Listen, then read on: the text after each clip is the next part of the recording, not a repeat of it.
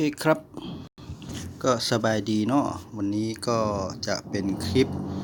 ที่จะแนะนำการสมัครบิตสบายนะฮะสำหรับการซื้อบิตคอย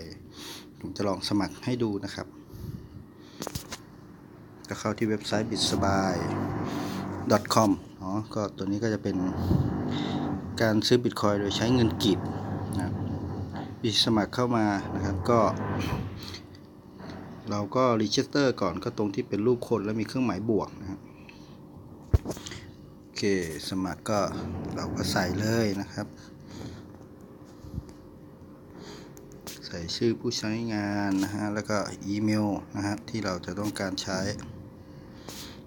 ครับแล้วก็ กำหนดพาสเวิร์ดโดยพาสเวิร์ดนะฮะก็จะมีบอกว่าอะไรยังไงบ้างครับไม่ต่ำกว่า8ตัวนะมีตัวอักษรตัวเล็กตัวใหญ่นะครับถ้าผ่านมันก็จะมีเครื่องหมายติ๊กถูกให้นะครับ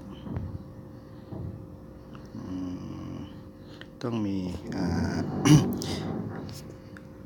เครื่องหมายพิเศษด้วยครับตึ๊กโอเค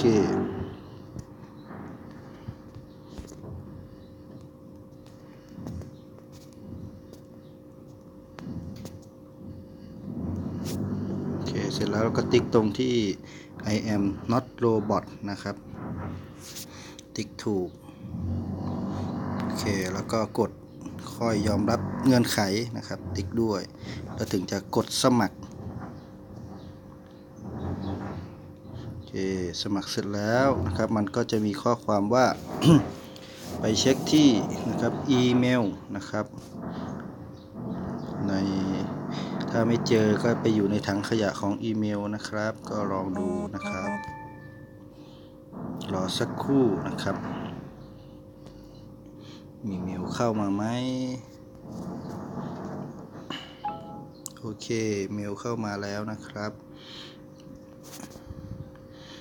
bitsby account verify นะครับ เสร็จแล้วเราก็คอนเฟิร์มอีเมลนะครับกดเข้าไปตรงลิงก์สีน้ำเงินตรงนี้โอเค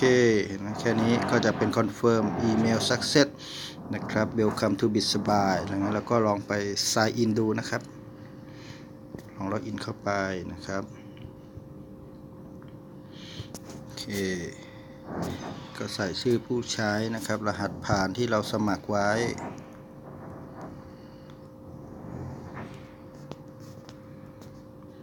อันนี้ให้ใส่ enter two factory ตอนนี้เรายังไม่ได้ตั้งนะครับก็เป็น Google นะครับก็เดี๋ยวก็ไปสมัครเราใช้ enter two factor ด้วยนะครับก็จะปลอดภัยในการถอนในการเข้านะครับโอเคติ๊กที่ am not a robot นะครับแล้วก็เข้าใช้งานพอเข้ามานะครับ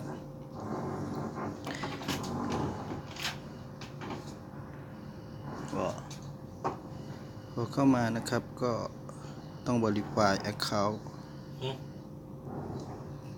งานอยู่ทำงานอยู่กูทำงานอยู่มึงบอกอยู่ทีวีห้องไปแล้ว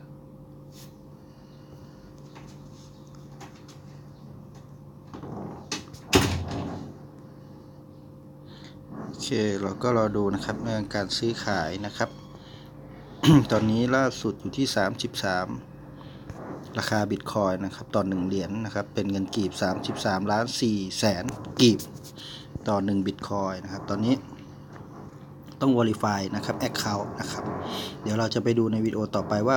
verify ยังไงนะครับการสมัครก็เท่านี้ก่อนนะครับเดี๋ยวไปดูที่คลิปต่อไปแล้วกันนะครับ